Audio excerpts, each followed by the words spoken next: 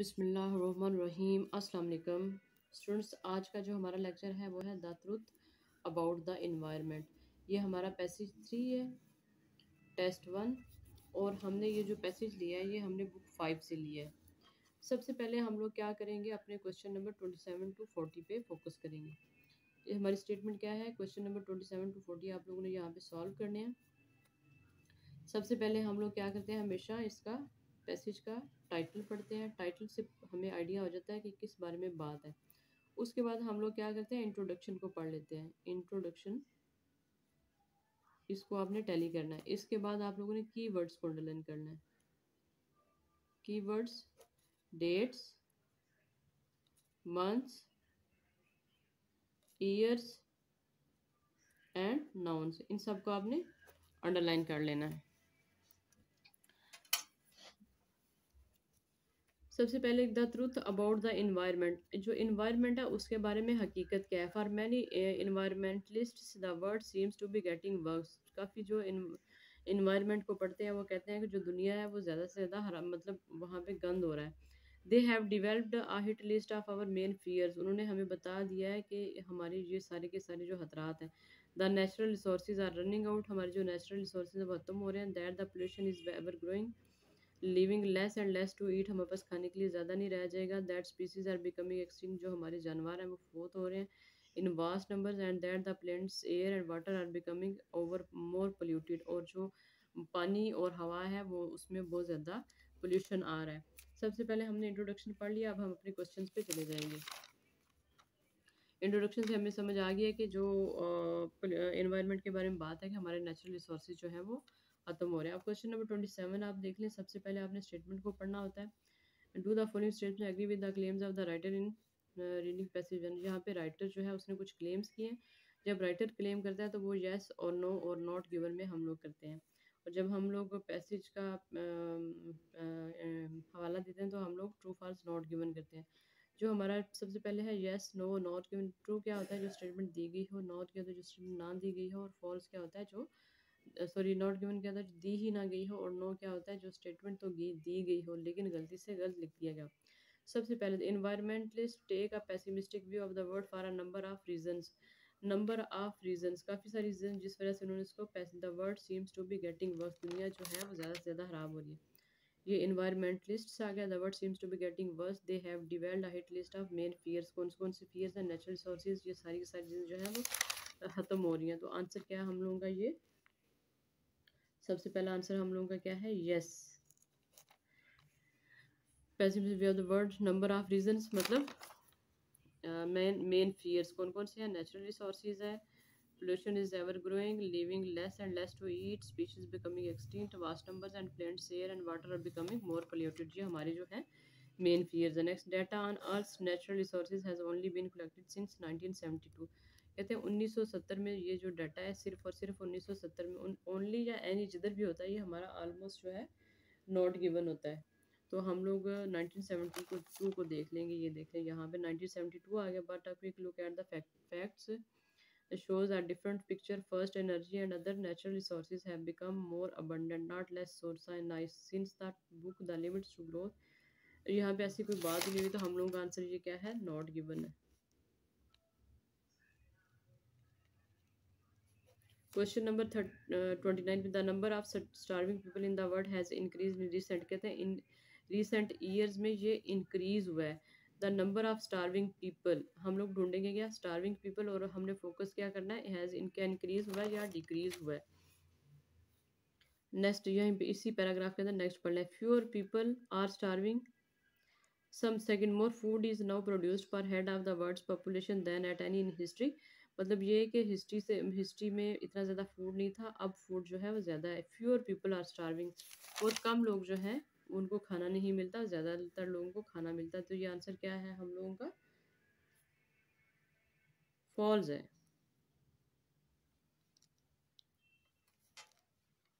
इसको हम लोग क्या कर देंगे, फॉल्स। नेक्स्ट में extinct species are becoming replaced by new species. कहते हैं जो मर गए हैं उनको रिप्लेस किया जा रहा है नए के साथ।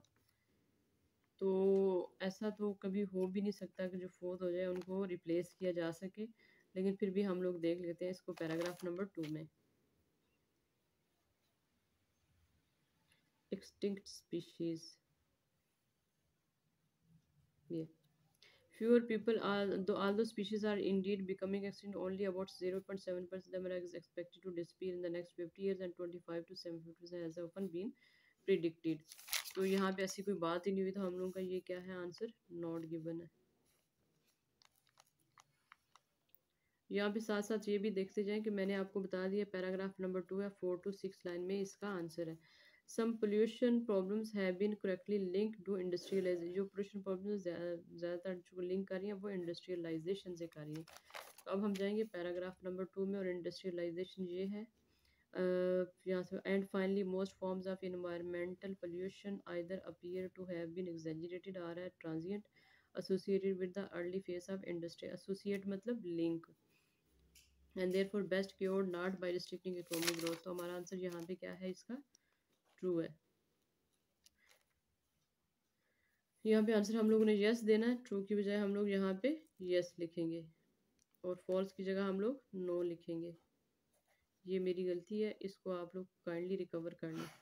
It would be best to attempt to slow down economic growth. It would be best, अच्छा रहेगा, slow down economic growth, economic growth को हम लोग स्लो करें।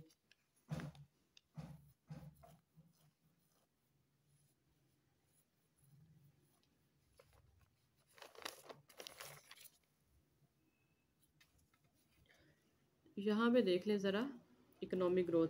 Secondly, environmental groups need to be notice by the mass media, they also need to keep the money rolling in. कहते हैं जो money है उसको आप लोग मतलब रोल करते रहें।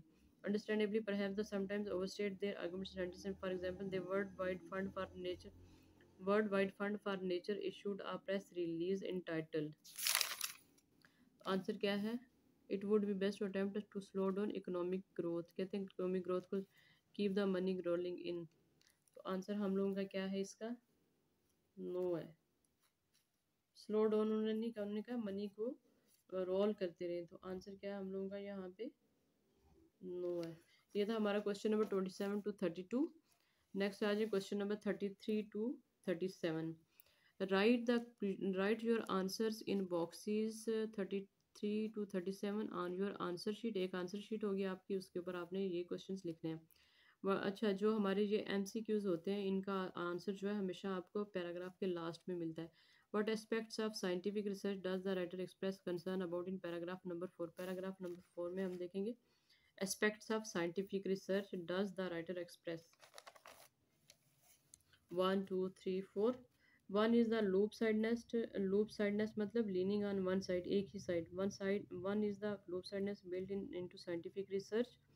Scientific funding goes mainly to areas with main problems, मतलब साइंटिफिक रिसर्च उनके जिधर ज़्यादा प्रॉब्लम है। तो हमारा आंसर यहाँ पे क्या है, the selection of areas to research leaning on one side. उन्होंने यहाँ पे एरियाज सेलेक्ट किए हैं जहाँ पे ज़्यादा मसला है। The writer quotes from the world wide fund for nature to illustrate home. World wide fund हम देखेंगे किधर है, उसके बाद हम लोग इन चारों स्टेटमेंट्स को पढ़ लेंगे।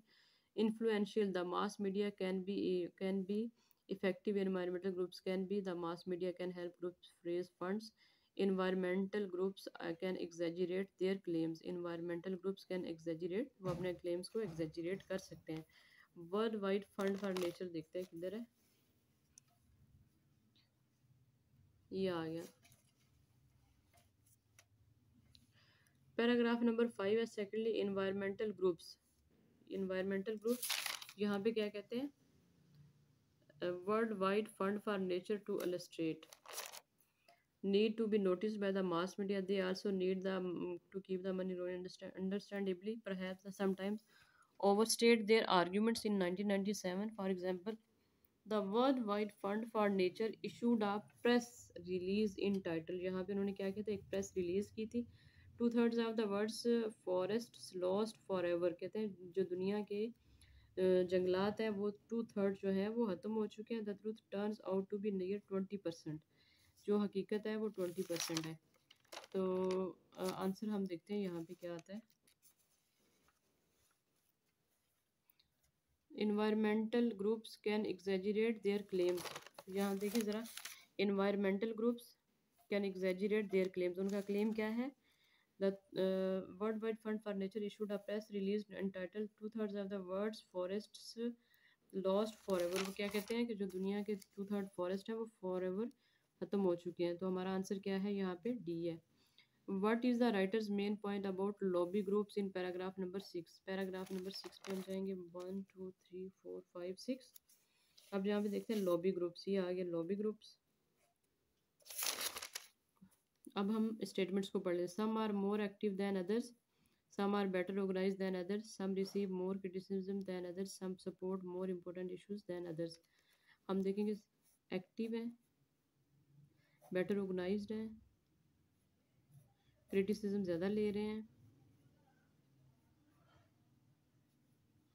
इम्पोर्टेंट इश्यूज को सपोर्ट करते हैं। आप देखते हैं यहाँ पे क्या, a trade organization arguing, a trade organization for say weaker pollution controls is instantly seen as self-interested, yet a green organization opposing such a weakening is seen as a, दो अपने अपने views दे रहे हैं। Even if an impartial view of the control in question might suggest they are doing more harm than others, मतलब वो ज़्यादा harm कर रहे हैं दूसरे than good। आंसर क्या हम लोगों का? Some receive more criticism than others. Answer क्या हम लोगों का? सी है। Next page, the writer suggest that newspaper prints items that intended to. Paragraph number 7 में मैंने पैराग्राफ लिख दिया है, 5 में है, ये 6 में है और ये पैराग्राफ नंबर 7 में। आप देखेंगे न्यूज़पेपर प्रिंट किधर है। पैराग्राफ नंबर 7 आ गया।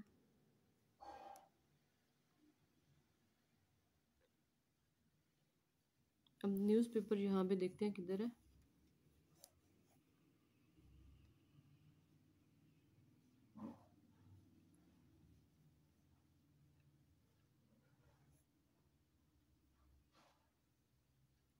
People are clearly more conscious about the news the goods. ये पैराग्राफ नंबर 6 7 नहीं है, 6 you see 7 है पैराग्राफ। A third source of confusion is the attitude of the media. People are clearly more cautious about bad news than good. लोग जो है वो ज़्यादा बैड न्यूज़ पे फोकस रखते हैं अच्छी से। Newspaper and broadcaster are there to provide what the public wants, और जो न्यूज़पेपर्स हैं और ब्रॉडकास्टर्स हैं वो बताते हैं जो कि आवाम चाहती है। तो आंसर क्या है हम लोगों का यहाँ पे? Educate readers meet the readers expectations. तो आंसर क्या हम लोगों का? बी है। जो आवाम चाहती है वो बताते हैं। What does the writer say about America's waste problem? America's waste problem. अब हम सबसे पहले देखेंगे अमेरिका किधर है। ये अमेरिकन पॉपुलेशन, यहाँ से पढ़ लें। The fourth factor is poor individual perception. People worry that the endless rise in the amount of stuff everyone throws away will cause the world to run out of places to dispose of waste. Even if America's trash output continues to rise as it has been in the past, and even if the Americans' population doubles by 2000, all the rubbish America produced through the entire 21st century will still take up only 1/12 of the area of the entire। मतलब ये कि जो अगर वहाँ पे ज़्यादा हो भी जाए कचरा, तो वो लोग उसको डिस्पोज ऑफ कर देते हैं, उनको इतना बड़ा इशू नहीं होता। तो output continues to rise. Answer इसमें हम लोगों का क्या है? अमेरिका का इतना बड़ा इशू नहीं है। It will increase in line with the population growth. It is not as important as we have been led to believe. Answer क्या है इसका? believe.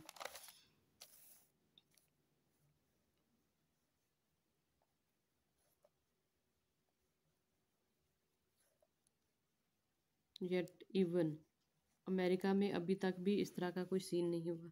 तो आंसर हमारा क्या है इसका? बी। अब आज question, global warming. The writer admits that global warming is a dash challenge. अब कौन सा चैलेंज है हमें देखना है, but says that it will not have a catastrophic impact on our if we deal it with in the right way. हमारे ऊपर catastrophic impact नहीं होगा अगर हम इसके साथ इस तरीके से बिहेव करेंगे। तो अब देखना है कि द राइटर ये किधर वर्ड किधर हमें मिलेगा। Global warming is a dash challenge. आज इधर वर्ड होगा वहाँ पे हमारा आंसर होगा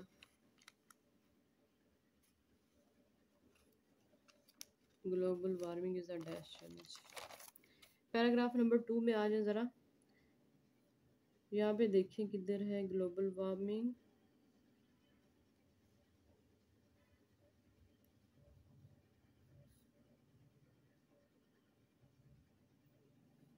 ये आ गया।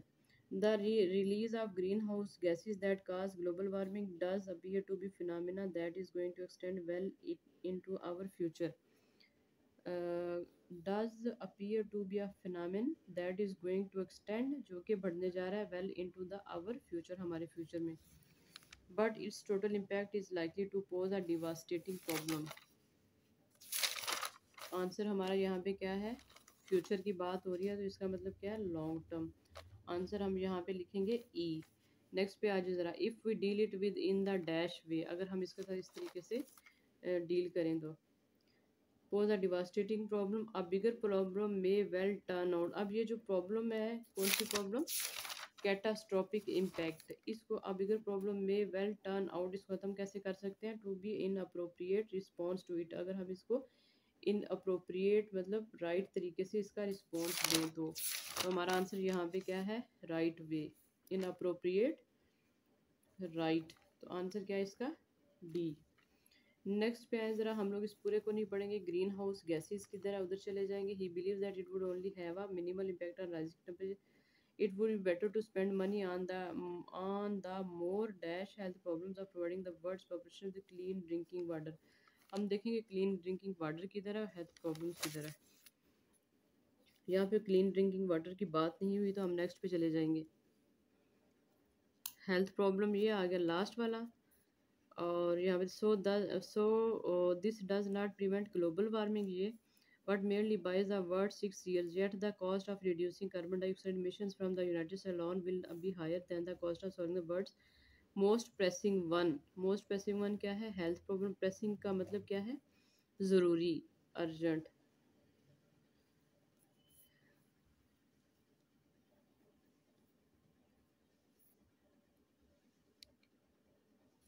कार्बन डाइऑक्साइड इमिशंस और हेल्थ प्रॉब्लम्स जो है ये बहुत ज़्यादा ज़रूरी है।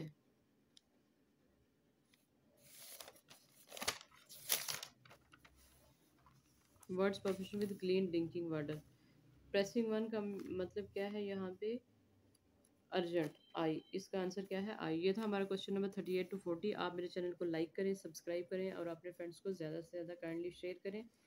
और अगर किसी किस्म की कोई भी डिफ़िकल्टी हो तो आप मुझे मैसेज कर सकते हैं, अगर कोई गलती हो गई हो तो उसके लिए सॉरी। बहुत शुक्रिया, जज़ाकल्लाह।